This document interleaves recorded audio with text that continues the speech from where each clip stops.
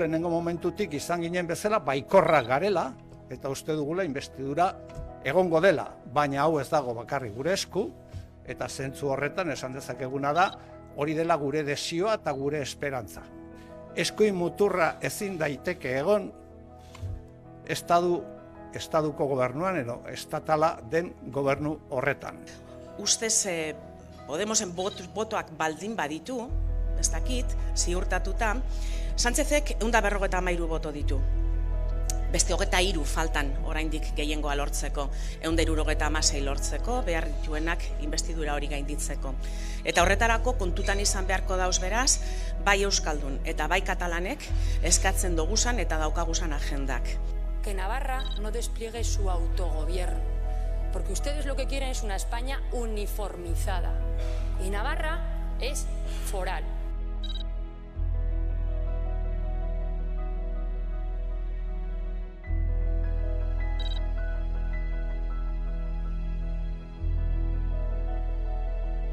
En el interés de España, en defensa de la convivencia entre españoles, defiendo hoy la amnistía en Cataluña por los hechos acaecidos.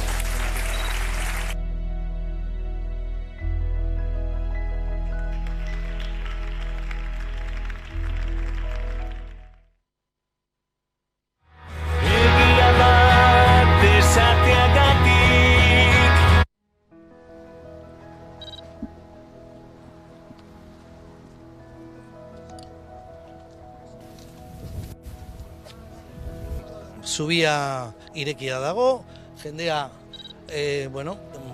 paseatzeko eta bizikleta ibiltzeko, eta hau da zubiaren erabilera, bai.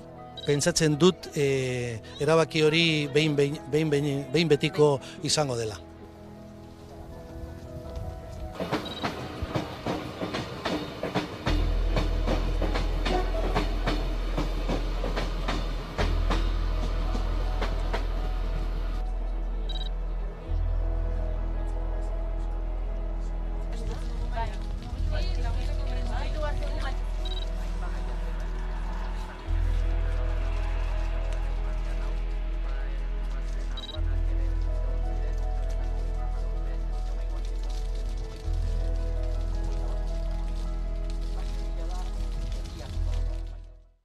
Azpimarratu nahi dut, manifestaziorako deialdia maiatzaren 10ean egin bagenuen ere, ordutik ona zoritxarrez arrazoiak areagotu egin zaizkigula.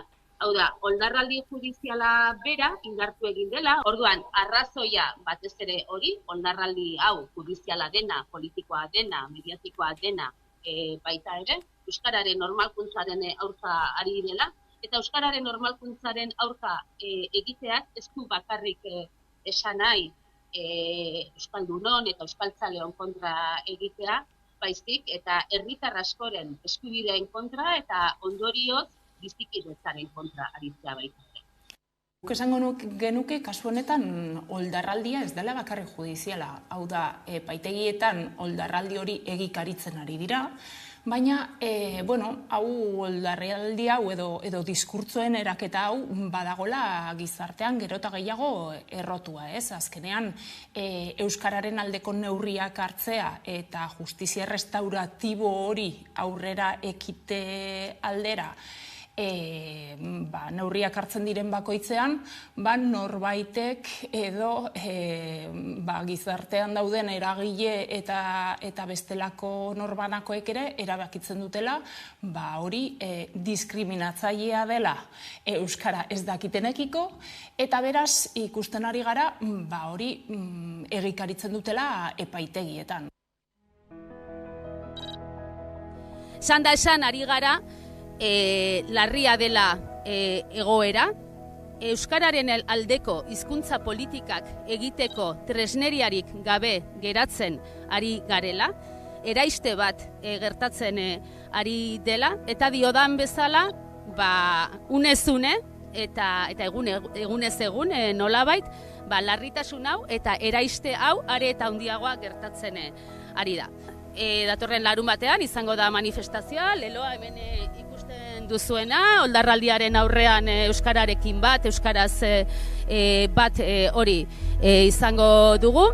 Sokadantza batekin bukatuko dela ekitaldia, edo hainbat sokadantzarekin, han inguruan hainbat sokadantza sortzea da asmoa. Hain zuzen ere, sokadantzaren bidez irudikatu nahi dugulako, hala irudikatu delako, gure kulturan eta gure tradizioan elkarlana eta sen komunitarioa.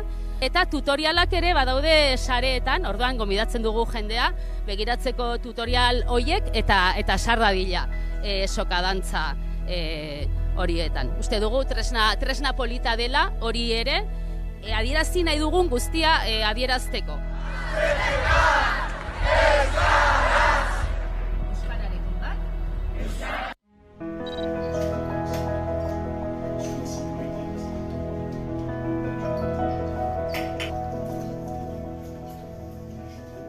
Ce type de situation s'envenime, parce que ça n'en vaut pas la peine, je dirais, et puis il y a l'intérêt des enfants qui prime, qui est important.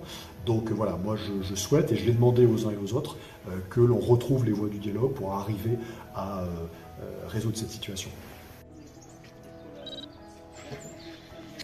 Deitu dugu manifestaziorat, beraz, azaroaren 18an, Beskoizen bertan, goizeko 11etan, eta hor agian izanen dira ikastolaren defentsalari guziak, ikastolak berbaititugu arazoak konpondu eta behar dugu irtenbide bat ikastola honentzat, baina ikastola horren gibelean, bada Euskararen gero osoa. Ipar Euskal Herrian ematen den hizkuntza politika, hor bertan jokatuko da egun hortan, herriko etxe bati, onartzen badiogu finkaditzan, balintzak, finkaditzan mugak Euskararen garapenan, gure hizkuntzak amor emanen du.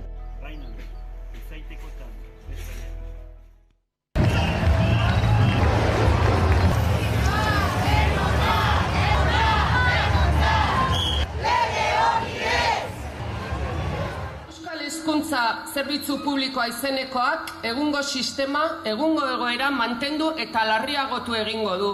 Behin betiko bedenkatuko duelako ikastetxe publiko eta pribatuak batera egoera zerbitzu publiko horren barruan. Segregazioa betikotzen da, esaten dena esaten dela ere.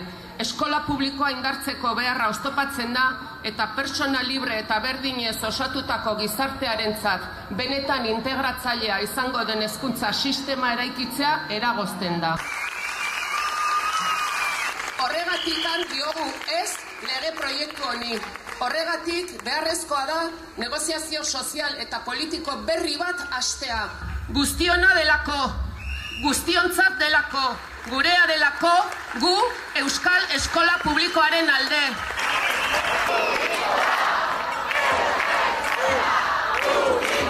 Gure sektorea estrategikoa dela, ezagutzaren unibertsalizazioa erdiesteko eta euskara eros erabiltzeko espazioa sortzeko, eta asko uste izan dutela hezkuntzak euskaldungo zituela belaunaldi berriak, baina zoritxarrez hori ez dela horrela izan.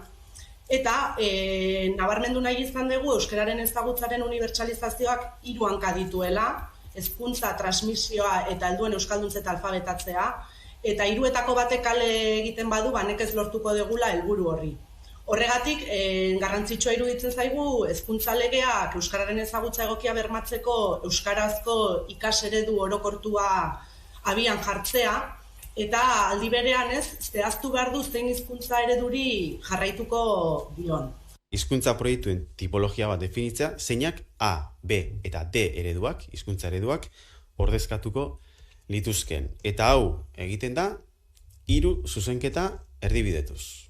PSE eta EAJ eta PSEren 2 zuzenketa erdibidetuz, hain justu 3. zuzenketa eta 26. zuzenketa, eta gure zuzenketa bat erdibidetuz. Uste dugu gaur publiko egin dugun proposamen hontan 3 zuzenketa hauek erdibidetuz, argituko genukela nola ulertzen dugun lege honen 2. titulua, eta beraz hizkuntzen irakaskuntza, eta zein garapen egin nahi dugun datozen urteetan lege honena. Esan bezala, proposamen hau eman diegu eskura gaur alderdiei ponentzian bertan, eta bilera bana eskatu bakoitzari.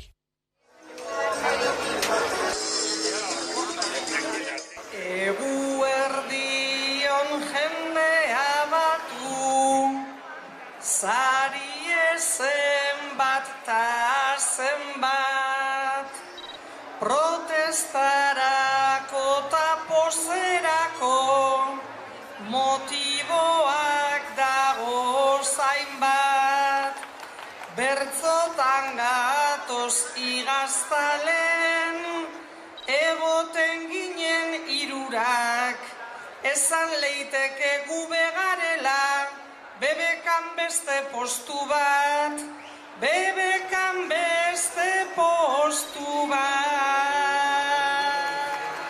Zeguna, lana esanik izbitan, ta zenbaiten zati izan liteke, asteren bat eguzkitan, asteren bat eguzkitan.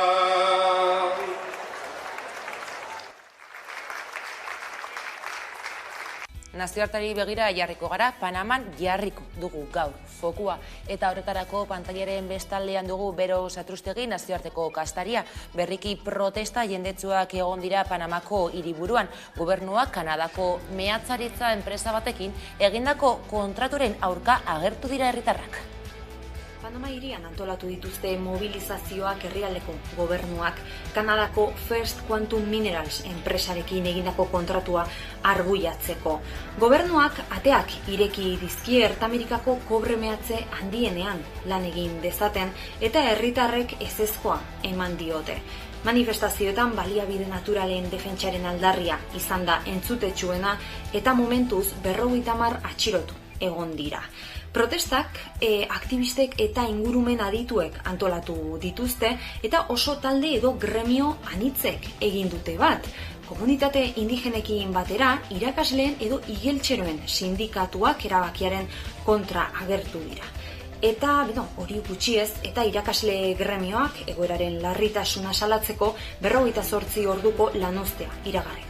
Baina gobernua ez dago mehatzaritza enpresa horrekin kontratua bertan bera usteko prest. Onura ekonomikoa azpimarratzen ditu gainera, ezta? Kontratunek bertan 20 urtez egoteko baimena emanen dio Kanadako enpresa honi eta antza urtean 375 milioi dolarreko irabaziak emanen lizkioke Panamako gobernuari. Aurretik zegoen kontratu baten 10 hitza. Bide batez, esan, herrialdeak sekula egin duen inbertsio pribaturik handiena dela, honakoa eta betikolez halako egoeren aurrean txamponak bi alde ditu. Batetik, ekonomiarekin erlazionatutako aferak ditugu eta bestetik amalurraren defentsa. Kontra agertu direnek, konstituzioaren aurkako erabakia dela salatzen dute eta gainera gauza da aire zabalean dagoen mehatze bat dela, basoa den zonalde baten ondoan kokatutakoa. Eta honek faunan, floran eta gizakiengan izan dezaken inpaktua azpimarratu dute. Aldarrikapenek ere kanpoko enpresen aktibitatea salatu nahi dute, hau da, bertako baliabide naturalak ustiatu, bertako bizitzak eta bizimoduak zapaldu, paisaia zapuztu, eta ondoren etekinak kanpokoak diren enpresa hauek ateratzen dituzte. Euren jardunak izan duen ingurumen inpaktuari jaramonik egin gabe, eta ondorioak Panamako herritarrek jasaten dituzten bitartean. Eta manifestazio horiek Laurentino Cortizoren gobernuak bizi dituen jendetsuak izan dira gainera, ezta? Hurrengo urtean amaitzen da Cortizoren presidentetza eta halaxe da, hauek dira iazko uztailean antolatu zirenekin batera mobilizazio azpimarragarrienak eta jendetsuenak. 2022an oinarrizko produktu eta gasolinaren prezioaren igoera antza kontrola ezinaren aurrean neurriak hartzeko eskatu zitzaion. Oraingoan aipatu bezala aire zabalean dagoen mehatze batean lan egiteko baimena sinatu izana da herritarrak kalera ateratzeko arrazoia. Momentuz, sindikatu eta aktivistek ez dute gelditzeko asmorik eta hurrengo egunetarako elkarretaratzeak eta manifestazioak iragarri dituzte. Eskerrik asko Bero Satrustegi informazio hau emateagatik.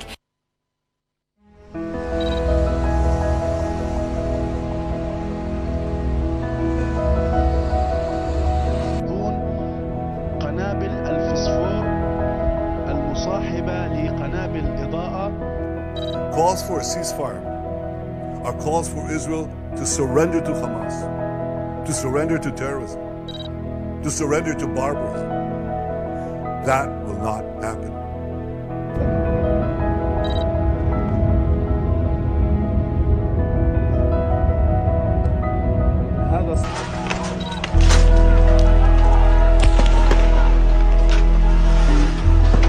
We hear reports of operations taking place without these basic medicines, as if we're in the Middle Ages.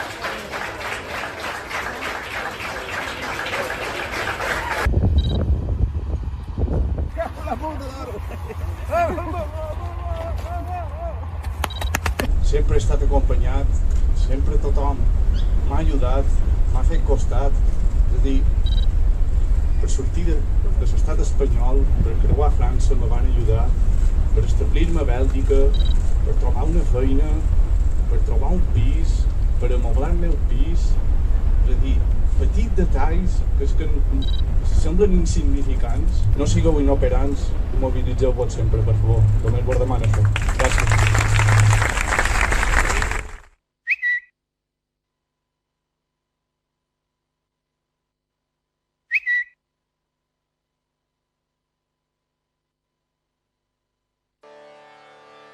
Aitzina folk jaialdi solidarioak 20 kontzertu eta jarduera baino gehiago eskainiko ditu azararen 4 eta abenduaren 30 bitartean. Ataxia telangiektasia gaixotasuna ikertzeko finantziazioa lortzeko helburua duen jaialdiak 11. edizioa burutuko du aurten. Lehenengo kontzertua Gasteizko Santa Maria katedralean izango da azaroaren 4. Gorka Hermoso eta Garikoitz Mendizabalek Sustraien Matxinada diskoa aurkeztuko dute bertan. Azkeneko kontzertua abenduaren 30 izango da Mendizorrotzan Korrontziren eskutik. Este año en Meni nos va a acompañar Agus con su grupo con Corronchi, presentando su nuevo disco de ya de 20 años, ¿no? Agus, ¡buah! Y va a venir en concierto doble con Kiko Comesaña. Kiko Comesaña es uno de los componentes de Berrogueto, que es un grupo gallego de hace unos cuantos años. Bi data horien artean, jaialdiak 20 kontzertu eta jarduera baino gehiago burutuko ditu. Horien artean ikusentzunezko ikuskizun bat, Bingen Mendizabal eta Mikel Urdangarinen musika eta Kirmen Uriberen poesia uztartuko duena. Aintzina folkek emakumeak folkean atala mantenduko du aurten ere, musika estilo hau jotzen duten emakumeen presentzia sustatuz. Gainera, Gasteiztik ibiliko diren kalejirak, musikagileentzat zuzendutako tailerrak edota musika eskolen arteko toparketak burutuko dira jaialdian zehar. Bonuak eta banakako sarrerak Aitzina folk jaialdiaren webgunean eskuratu daitezke.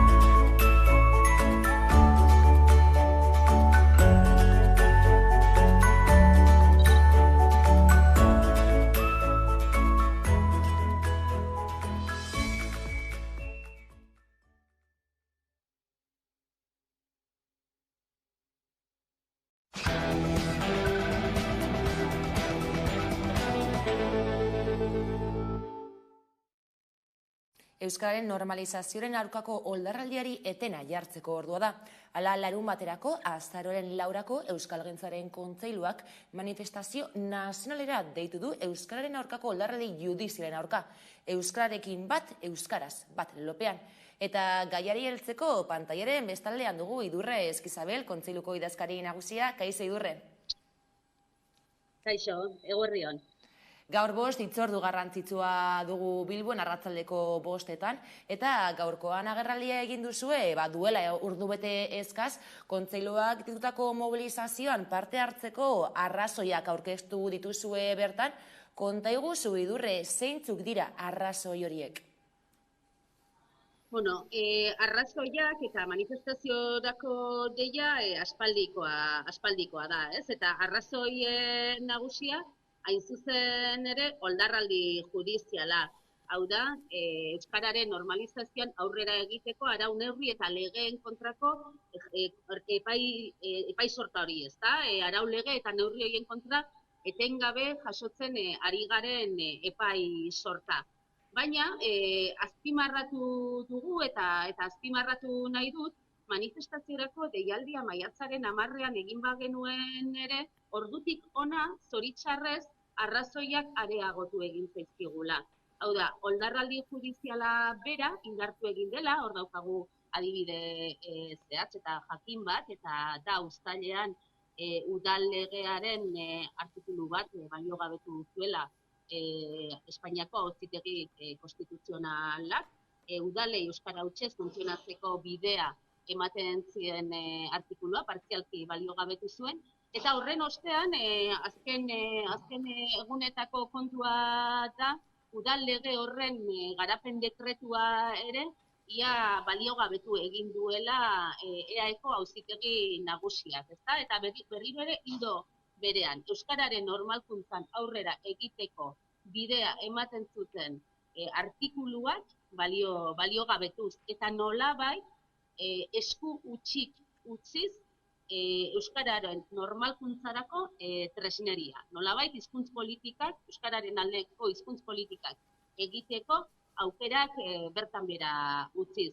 Orduan, arrazoia batez ere hori, oldarraldi hau judiziala dena, politikoa dena, mediatikoa dena baita ere, euskararen normalkuntzaren aurka ari dela, eta euskararen normalkuntzaren aurka egiteak ez du bakarrik esan nahi euskaldunon eta euskaltzaleon kontra egitea, baizik eta herritar askoren eskubideen kontra eta ondorioz bizikidetzaren kontra aritzea baita. Euskararekin bat, euskaraz balelopean protesta beraz larun batean, zantzu guztien arabera oso jendetsua izango da, masiboa izango da manifestazioa, izan ere hainbat eragile sozial, sindikal eta politikok deialdia babestu dute. Bai, hala da, gu ikusten ari gara, ez da, nolabait sozialki sortu dela gai honen inguruko sentsibilitate bat, sortu dela larridura bat. Horren ispilu bat dira, hainbat eragile politikok, esate baterako EAJak, Bilduk edo atzo arratsean bertan Sumarrek ere adierazi zigun manifestazioan izango dela, gehiengo sindikala manifestazioan izango da, baina batez ere eragile sozial asko izango dira. Euskalgintza bere askotarikotasun horretan bertan izango da, herrietako euskara elkarteak, jende asko, mugimendu sozialetako ordezkariak, nolabait esaten ari garena frogatzeko baita ere, ez da? Hau ez dela bakarrik euskaldunen eta euskaltzalen kontu bat, baizik eta hizkuntza berdintasunean eta orokorrean berdintasunean, justizia sozialean eta bizikidetzan sakontzean sinisten dugun guztion auzi bat dela. Lehen aipatu duzu Idurre, maiatzean egin zenuten manifestazioaren deialdia eta maiatzetik ona tamalez arrazoiak areagotu egin direla, oldarraldi judizial areagotu egin dela, eta aste honetan Juan Luis Ibarra Auzitegi Nagusiko presidente ohiak adierazi du sententziaekiko kritika egitea sufrimenduaren sozializazioaren oihartzunak direla, hori adierazpen horiek entzunda edo irakurrita zer duzu esateko? Egia esan, ez da hori. Gure eztabaidaren terminoa ez da hori. Baina behin hori esan da, esan nahi dut, ez dut uste mamia eztabaidatzean merezi duenik. Baina, bai esan, erabat lekuz kanpokoa, itxusia, bidegabea eta funtsik gabea iruditu zaigula, hor egiten den kritika oso gogorra, oso garai, momentu eta testuinguru itxusietara garamatzana, eta parekatze hori benetan iruditzen zaigu larria dela. Eta horrekin lotuta, eta pixka bat zentzugabekeria zein den adierazteko, azpimarratuko nuke, udalegeko 6 artikulu hori partzialki baliogabetu zuen sententzia konstituzionalaren ebazpenak kontrako 2 boto partikular izan zituela. Beraz, hau da, ez zegoen bateratasun bat, epaile batzuk, konstituzionaleko kide batzuk kritika egin zioten, beste kideek erabaki zutenari. Horren ondorioa zer da? Kritiko agertu diren 2 epaile horiek ere MLNV-ren sopakoak dira, sufrimenduaren sozializazioan ari dira. Ibarraren argumentazioari segita, ala ulertu beharko genuke. Hau aipatzen dut, nolabait planteamenduaren zentzugabekeria agerian utzi nahian. Bestalde Idurre, katalanaren, galizieraren, asturaren eta aragoiaren aldeko gizarteragileen nagusitako ordezkariak manifestazioan ere izango dira, larun bateko manifestazioan, ezta?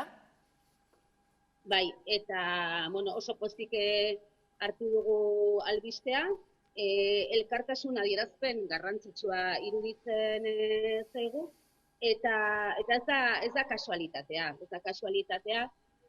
bakoitzak gure aldaera eta bereizgarriekin, baina orokorrean oso testuinguru antzekoak ditugu, gure hizkuntzetan edo zailtasun berak edo berrintsuak ditugu, gure hizkuntzetan bizitzeko, eta Espainiako estatuaren kasuan, botere judizialetik datorren oldarraldia, ez da Euskal Herrian bakarrik gertatzen, baizik eta beste hizkuntza gutxitu horiektan ere eragiten du eta badu islada eta badu eragin handia.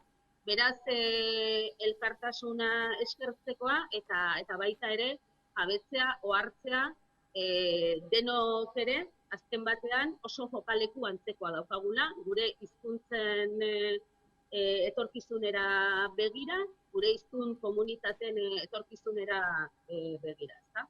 Eta bukatzeko Idurre, euskara normalizatzeko arau eta neurrien aurka epailuzea da Hego Euskal Herrian, hau da, oldarraldi judiziala ez da, aipatu dugun bezala, iparraldean ere indartsua eta ondokoa da oldarraldia, eta Nafarroako zati handi batean bezala, ofizialtasunaren aitortza bera ukatu baitzaio euskarari, eta ondorioz ukatu baitzaie euskalduneiz.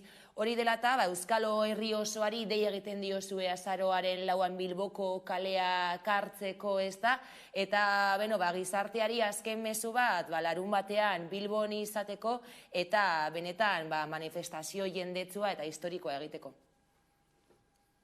Bai, batetik zuk diozuna, ez da bakarrik autonomia erkidegoan eragiten duen kontu bat, Nafarroan aspalditik ari dira antzeko sententzia eta ebazpenak jasotzen.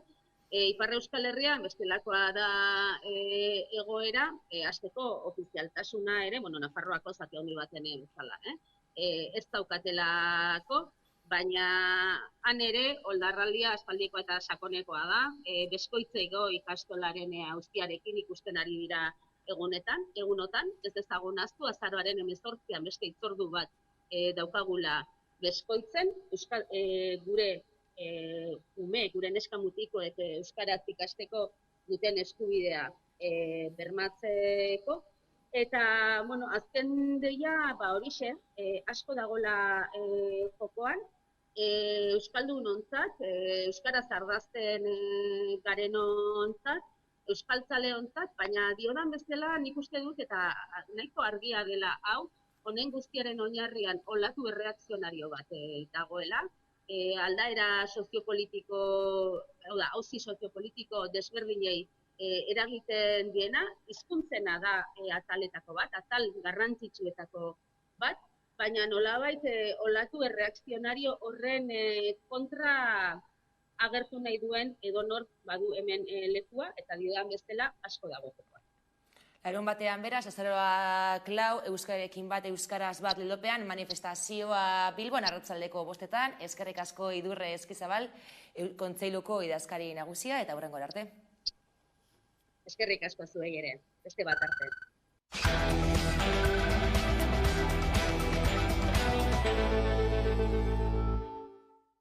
Mabiterdiak pasata iritsi da eguneko elkarrizketa nagusiari heltzeko unea, eta horretarako gurekin dugu Agurne Gabeka Erauzkin, hizkuntza eskubideen behatogiko zuzenaria, kaixo eta ongi etorri. Kaixo. Beno, euskaren kontrako oldarraldi judiziala agerikoa da, ezta? Eta euskarari bide izten dioten erabakiak sarri datoz auzitegietatik, eta hori derata azaren 4ko manifestazio hori beharrezkoa bada. Bai, hori da, guk esango genuke kasu honetan oldarraldia ez dela bakarrik judiziala. Hau da, epaitegietan oldarraldi hori egikaritzen ari dira, baina, hau oldarraldi hau edo diskurtzoen eraketa hau badagola gizartean gero eta gehiago errotua, ez? Azkenean, euskararen aldeko neurriak hartzea eta justizia restauratibo hori aurrera ekite aldera neurriak hartzen diren bakoitzean, norbaitek edo gizartean dauden eragile eta bestelako norbanakoek ere erabakitzen dutela hori diskriminatzailea dela euskara ez dakitenekiko, eta beraz ikusten ari gara hori egikaritzen dutela epaitegietan, hau da, zerbait koordinatua badela, eta ideia horien legitimazioa bilatzen ari direla epaitegietan, ez?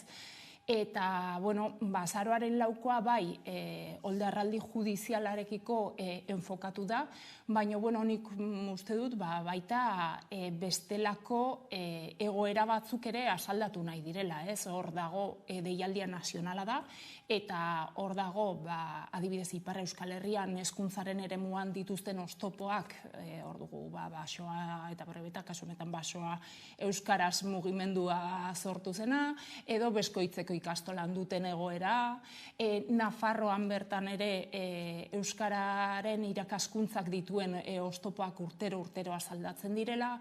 Orduan ikuste dut hau oldarraldi judizial batetik harago ere badela, herriak planto eta herriak bere giza eskubideak aldarrikatzeko une bat, ez? Eta une hori uste dut, oldarraldia koordinatua denean ere, guk ere erantzun bateratu eta koordinatu bat eman beharko genikela.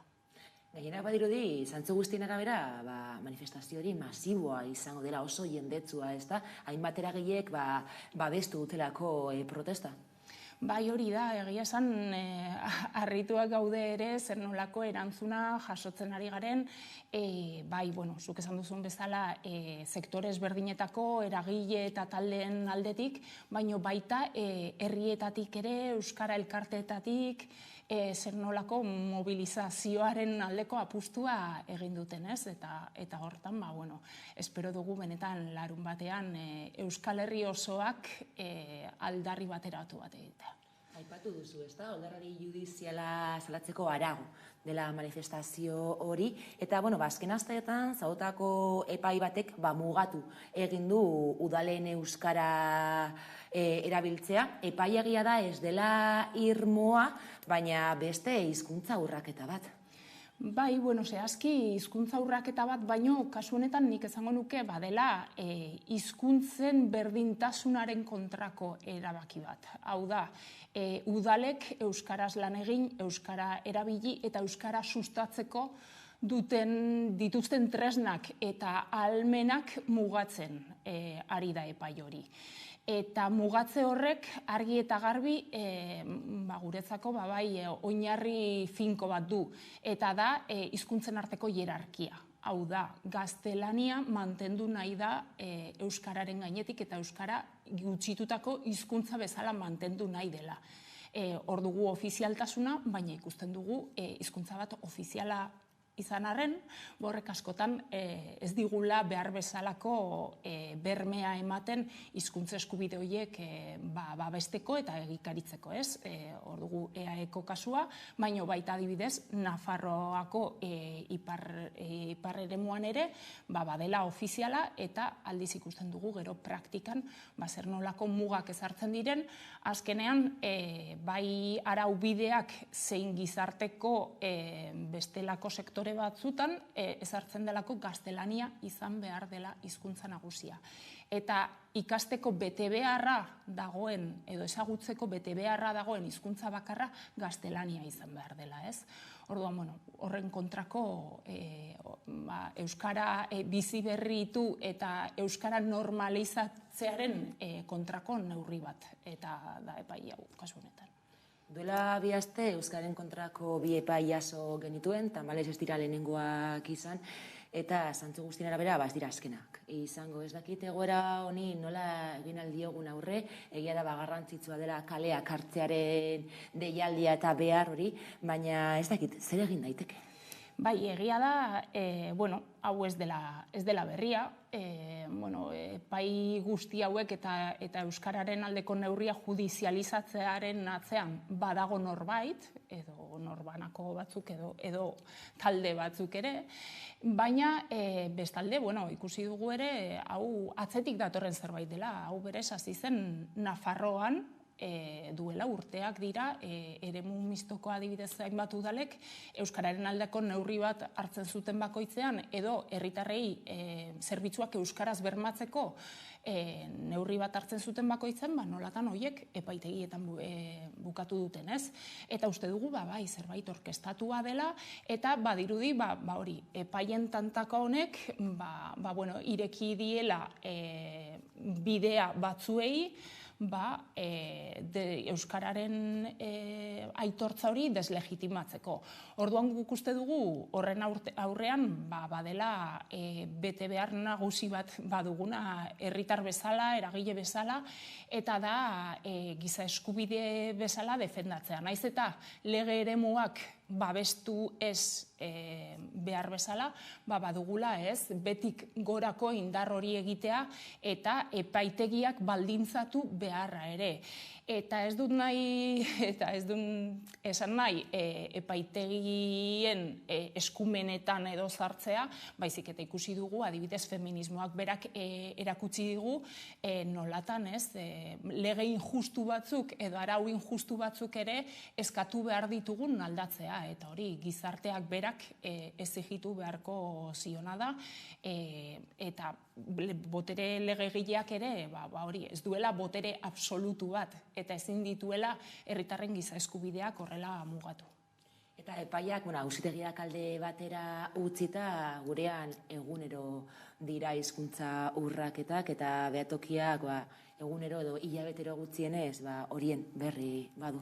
Bai, hori da, guk azkenean badugu zerbitzu bat, irubebikoitza euskararen telefonoa.eus helbidean, eta zerbitzu horren bidez, herritarrek helarazten dizkigute hizkuntza eskubideen urraketa guztiak. Ez bakarrik legea urratzen dituztenak, baizik eta lege babesa nahikoa ez izan arren, uste dugu herritar horiek badutela, beraien eskubideak aldarrikatzeko aukera ematen dugun zerbitzu horretan. Orduan, herritarrek kexak, zoriontzeak edo kontsultak helarazten dizkigute, eta egia da gehienak kexak izaten direla. Gero egia da ere, kexa bat edo bi egon daitezkela sektore batzutan, baina horrek ez du esan nahi, kopuru bat ez izateak ez du esan nahi urraketarik ez dagoenik. Azkenan, kexa bakoitzaren atzean bada egoera bat, eta egoera hori herritar guztiekikoa da. Zerbitzu baten, herritar batek ez daten badu, ez zaiola bermatu euskaraz aritzeko eskubidea edo eskatu zaiola gaztelaniara edo frantsesera pasatu beharra, horren atzean egon daitezken mila kexa eta horiek ere azalean jartzen ditugu. Baiz, izan ere, agian bazuek keza batzuk jasotzen dituzue, baina errealitatea askoz gordinagoa bada. Bai, hori da guk azkenean, aztertzen ditugu, guk egiten ditugun txostenak, kexa hoietatik ateratako egoeren ondoriozkoak dira, baina azterketa ezberdinak ere egiten ditugu, ze kontuan izan behar da, gizartean badaudela hainbat eremu non herritarrek esaten diguten zuzenean gaztelania edo frantsesa erabiltzen dutela. Ez direla ausartzen euskara erabiltzea edo badakite esperientziaren bat izan dutelako, ez zaiela euskaraz egiteko espazio horietan aukerarik emango, orduan horiek ere utxune bezala detektatzen ditugu, ez? Eta horraketak salatu beharra daude, ez da? Baina horrez gain, lorpenak eta zoriontzekoak ere badaude, adibidez, irailean jaso zenuten, ez da? Renfek geltokietan gazteleraz gertako kartel batzuk euskaraz ere jarri dituela, hori adibide bat da, baina, lorpen batzuk eta zoriontzekoak ere badaude gurean. Bai, egia da, herritarrentzat askotan oso nekagarria izaten dela kexak jartzen egotea, baina guk azken urteetan ikusi duguna da ere aldaketak eragin behar ditugula, eta lehen esan dudan bezala aldaketak beti gorakoak izaten dira, eta batzutan agian kexa batekin, ez birekin, ez hirurekin ez dugu lortzen, baina, jendarte honetan ere gero eta garrantzi gehiago ematen zaio, adibidez, bezeroak ongi hartatze horri, eta bestalde ere lege bete behar batzuk ere badaudela. Orduan, hoiek egikaritzeko eskatu behar diegu instituzioei. Renferen kasua argia da, Renfek baditu bete behar batzuk, eta Renfek bezala beste enpresa publiko eta enpresa pribatu batzuk ere badituzte lege bete behar batzuk herritarren hizkuntza errespetatzeari begira. Orduan, hoiek ere gogorarazi behar dizkiegu eta aldaketak eragiten ditugu, ez? Eta gero, gure kasuan zoriontzeak lege bete beharrik ez dituzten enpresa eta entitatei helarazten dizkiegu, eta horrek ere ikusi dugu, azken urteetan izaten duela eragina, ez? Hemen merkatuan azkenean bezeroentzat nork emango zerbitzu hobea horretan, askotan, bezeroak eskatzea, niretzat garrantzitsua da euskarazko arreta bat edo euskaraz idatzitako produktu bat eskaintzea, horrek ere azkenean baduela nolabaiteko eragina enpresen artean, adibidez eremu pribatuan. Eta bestalde, Agurne, epaiek, fiskalek eta letradunek ez dute hizkuntza eskakizunik, eta hori dela eta euren ezagutza apala da. Eta horiek horrela, justizian, euskara astiro eta trabekin gainera, nola ikusten duzu egoera? Bai, justiziaren eremua esango genuke momentu honetan Euskal Herrian, para Euskal Herrian, Nafarroa eta EAEn, hiru administrazioetan, eremu beltz bat dela hizkuntza eskubideentzat, ez? Kontuan izan behar dugu, estatu espainolak kudeatutako langile publikoak direla, epaile magistratu eta letratuak, eta guzti hauek ez dutela euskara ezagutzeko bete beharrik. EAEn ez da. Orduan, suposatzen da, Estatu Espainola nolabaiteko merezimendu ezartzen hasi dela euskararena, baino ez dute inongo bete beharrik euskara ezagutzeko. Eusko Jaurlaritzaren kasuan, atera ditu orain, egin du azterketa bat, 2011-2020 bitartean justiziaren eremuak hizkuntzarekiko duen egoerarekiko, eta adibidez, datu bat ematearen epaien 7% bakarrik du hizkuntza eskakizunen bat egiaztatuta. Hizkuntza eskakizunen bat esaten dudanean, da B bat izan daiteke, hori argi eta garbi ez da nahikoa epaile batek euskaraz jardun izateko. Fiskalen kasuan 2%koa da, eta letratuen kasuan 9%. Eta horiek dira, transferitu gabeko langile horien kasuan. Baina, hemen justiziaren esparruan, badaude EAEren kasuan adibidez transferitutako beste hainbat zerbitzu, eta horietan ere egoera ez da asko sobea. Gainera, zenbakiak eman dituzu, eta hori dela eta hizkuntza eskubideak urratzen dira, ez da? Ze euskaldunok ez daukagu aukerarik justizia esparruan euskaraz egiteko. Bai, oso gutxi dira, adibidez, euskara hutzean eraman daitezkeen zerak, epaiketak, eta ikusi izan dugu nolatan batik bat epailearen ezagutza esak asko baldintzatzen duen. Baina, gero badugu ere justiziaren eremuan hor badaude beste hainbat eta hainbat zerbitzu, eta hor ere, adibidez, eaen datu bat ematearren 45% inguruk soilik du hizkuntza eskakizunen bat. Eta gehien bat izaten dira administrazio lanei lotutakoak. Zer gertatzen da adibidez, epaitegietako medikuen kasuan, mediku forenzen kasuan, herritarrekin harreman zuzena izan behar dute, eta herritar horrek askotan pasatu zaiona edo herritar hori nola dagoen ebaluatzeko, beharrezkoa da ere hizkuntzaren ezagutza, eta aldiz 110% bakarrik du hizkuntza eskakizunen bat lanpostu horietan. Orduan, guk uste dugu hemen badirela ardura ezberdinak, hau da transferitu gabeko zenbait zerbitzu hor daudela, baina beste asko ere jada transferituak daudela, eta beste nolabaiteko aurrera pausoak eman behar direla, zergatik, azkenean herritarren hizkuntza hautua baldintzatzen delako. Zen ere, euskara egiteak prozesu judizialak atzeratzen ditu, ezta? Eta jendeak, aipatu duzu beldurra duela horrelako prozesuetan euskaraz egitea.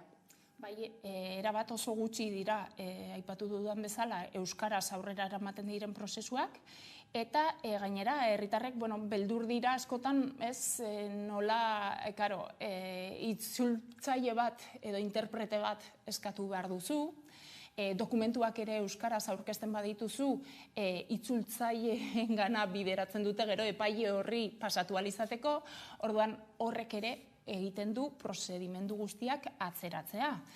Eta guk bai uste dugu oso larria dela, adibidez, genero indarkeria dagoen kasu batean, prozesu hori edo biktimak bere hizkuntza erabili ezin ahal izatea. Eta erabiltzen badu, jakitea biktima horrek prozesu osoa luzatuko zaiola, eta rebiktimizazio hori luzatuko zaiola, ez?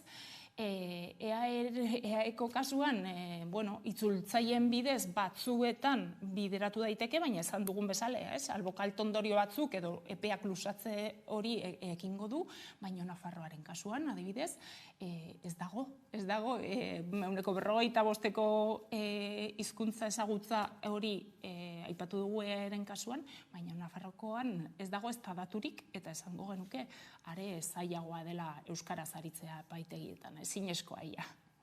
Bestalde, 25 urte bete ditu hizkuntza gutxitu genitunak, baina konpromisoak bete gabe daude. Bai, hori da. Frantziako estatuaren kasuan sinatua doa zuen gutuna, baina berretsi gabe du, orduan ez du inongo bete beharrik Europako hizkuntza gutxituen kartarekiko, eta Espainiako estatuak duela 25 urte idatzi zen gutun hori, baina duela 22tik badu berretsia. Horrek zesan nahi du, bete behar batzuk dituela hizkuntza gutxituak babeste aldera eta herritarrei euskarazko zerbitzuak bermatze aldera. Aldiz, ikusi duguna da, Europako Kontseilura Espainiako estatuak bidali duen txostenean, gezur txiki eta handi batzuk ere agertzen direla, ez? Guk horregatik, abuztuan egin zuen Espainiako estatuak bidali zuen Europara txostena, eta guk kontratxosten bat aurkeztu diogu Europari, esanez, oraindik orain Espainiako estatuak hainbat eta hainbat egin behar dituela. Besteak beste, Europatik hainbatetan jakinarazi zaio botere judizialaren lege organikoa aldatu behar duela, judizializazio eremu guzti horietan bermatzeko prozedura guztiak euskaraz egin ahal izango direla, bermatzeko epaiketak euskaraz egin ahal izango direla, eta hortan ere ez betetzeetan katramilatua jarraitzen du Espainiako estatuak. Baina beste hainbat eta hainbat datu ere harrigarriak egin zaizkigu esaten denean, hainbat EAE zein Nafarroan ezarritako estatuko administrazioetako bulegoetan adibidez euskarazko erreta ematen dela, edo euskaraz errotulatua dagoela dena, edo euskarazko dokumentuak eta txantilloiak eskaintzen direla, edo beste adibide bat jartzearren azaltzen zen, zer nolako aurrera pausoak eman diren estatuko administrazioen webguneetan hizkuntza gutxituei begira. Eta, nik hemendik gonbidatuko nituzke herritarrak webgune horietan sartzera, eta bai, askotan euskara hautatzeko aukera dago, bai galegoa edo katalanarekin batera, adibidez, baina gero webgune horretan sartzen zarenean, edo informazio guztia ez dago euskaraz, edo euskara erabat traketxa da, eta herritarrak pasatu behar izaten dute gaztelaniazko bertziora, ez? Orduan, guzti horiek pixka bat asaldatu ditugu ere Europako txosten horietan.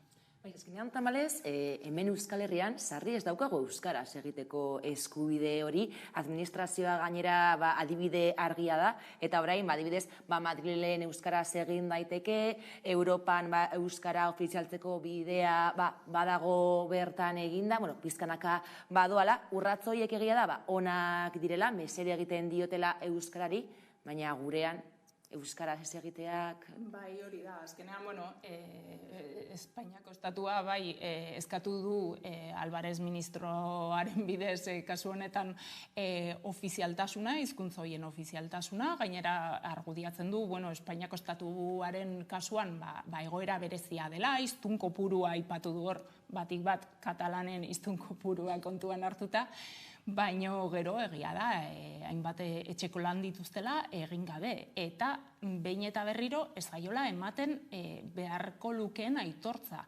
Eta ez hori bakarrik, hizkuntza gutxitu bezala badirudi ez betikotu nahi dela.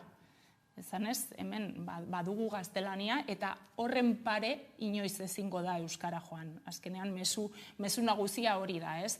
Orduan hori bai oso ongi dago eta guretzat aurrera pausoa da Europan hizkuntza ofiziala bezala aitortzea, simboliko bat da gehien bat, baino gero ere begiratuta hemen estatuko administrazioetan dugun egoera, ez?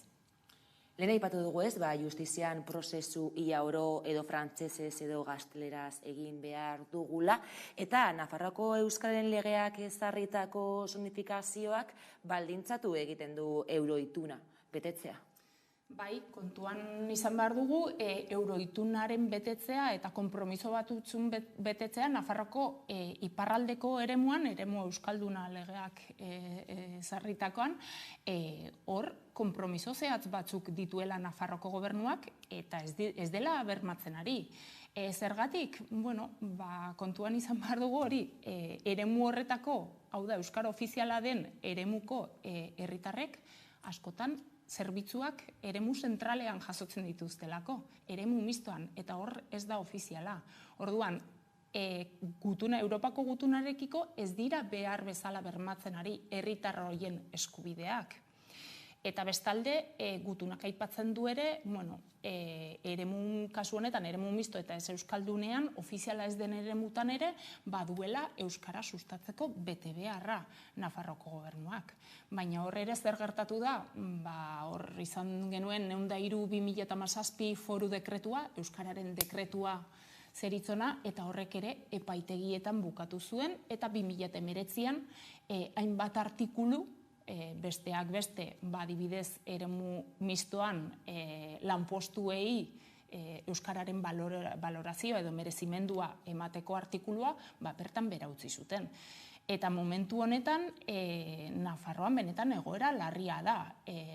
Dekretu hori baliogabetu zen 2019an, eta Nafarroko gobernuaren aldetik hainbatetan izan da dekretu berri bat aterako zala euskararen merezimendua arautzen zuena. Hor dago, zirriborroa hor dago, baina beti esaten dute hurrengo hilabetean aterako dela, baina kontua da 2019tik 2023ko azaroan gaude, eta oraindik orain ez dela atera. Eta horren ondorioa zain da, eremu legeak ezarritako eremu euskaldunean, ez duela inongo merezimendurik euskarak, frantsesa, ingelesa eta alemanak dituen bitartean, Eta eremu mistoan ere, hainbat eta hainbat lanpostutan ez dela ez da merezimendu euskara, eta atzerriko hizkuntza horiek bai.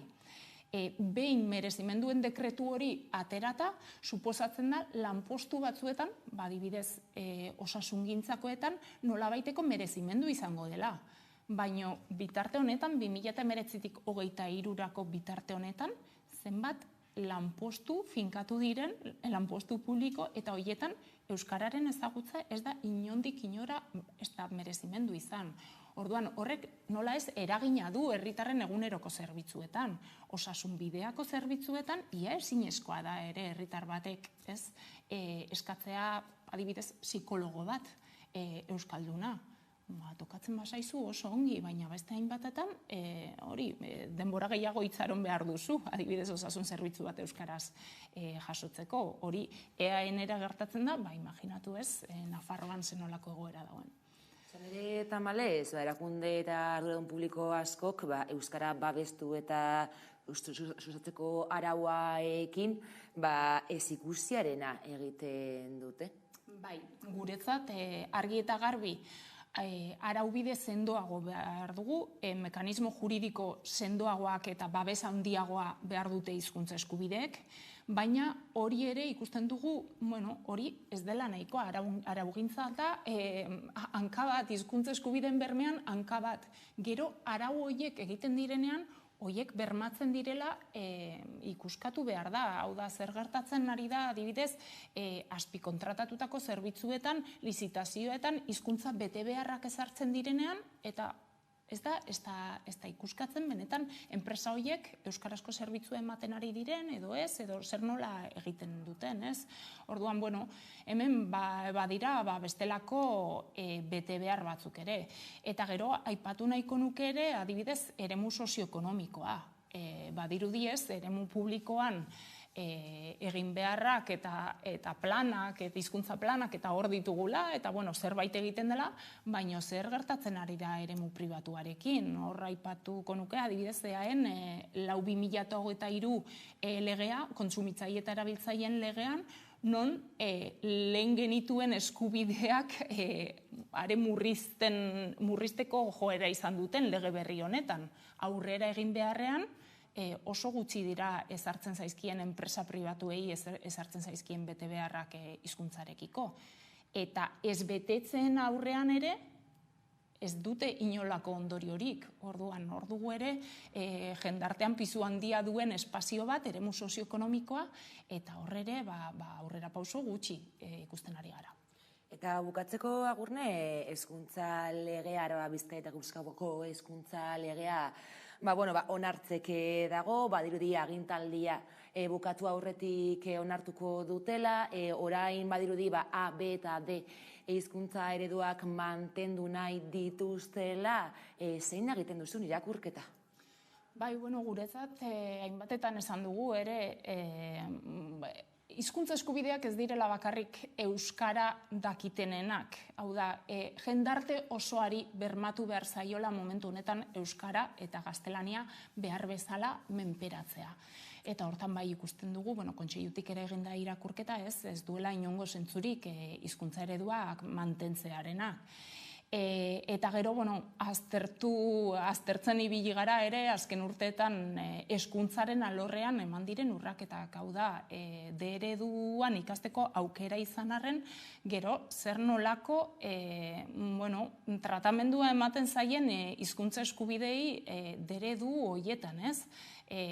Gero hori, hor ere, zer nolako gaztelaniaren nagusitasuna gero eta zabalduago dagoen. Eta hor ere, kezkaz bizi dugu, ez? Eta, hezkuntzaren esparrua bai, oso arautua izaten dela, baina gero, adibidez, aizia, hezkuntzari lotutako, ez?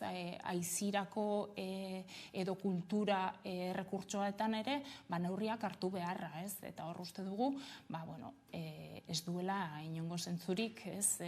Hizkuntzak ikasteko edo ez ikasteko askatasun horri apelatzea, gizarte berdintasun baten aldera eta justizia soziala egitearen aldera, uste dugu haur guztiek izan beharko lituzketela, kasu honetan, euskaraz ikasi, euskara menperatu eta euskaraz bizitzeko aukerak. Gurne Gaubeka, hizkuntza eskubideen behatogiko zuzendaria, eskerrik asko gurean iztegatik eta horrengo arte. Ongi etorri hemen saiora, gaurkoan gonbidatu maite badugu, gertuko laguna ere badelako. Haurdunaldi xamur eta arrunta izan zuen Ainhoa Arretegik. Erditza baino asko korapilatu zen.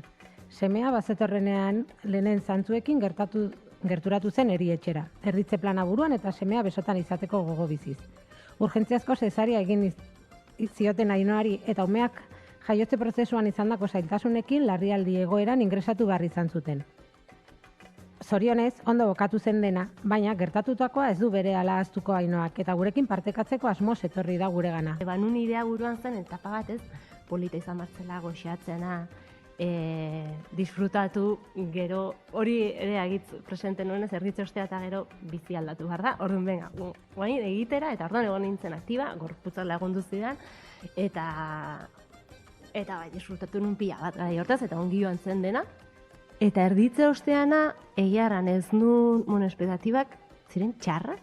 Batzutan erratu nire, benain txarrak ez da izango, bai, sensazioa nun, igual batzutan, igual luen dela urte batzuk, eta goenek amadago tendentzeri batzutan, egiten dugula dena super romantiko, eta ez polita, eta erditzea, eta batzutan egiten dugula ere, beste estremora pausu bat, eta nire zer egin dut, nire bizitzakin, orduan nintzela.